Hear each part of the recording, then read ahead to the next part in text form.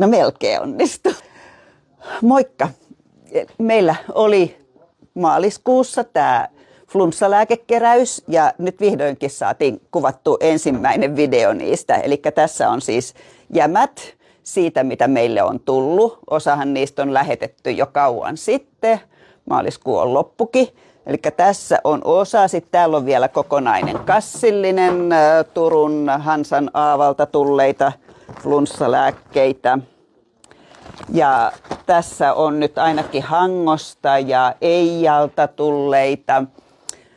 Kaikkia mä nyt en muista enkä tiedä.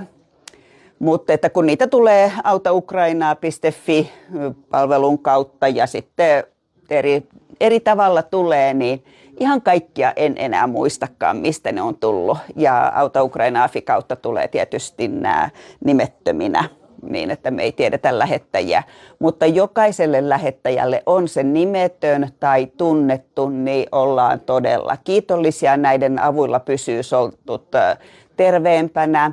Ja vaikka nyt me aloitettiin hyttys- ja punkkilääkekeräys tai mikä se suihke, mutta lääkkeitä kerätään tietysti aina. Kiitos.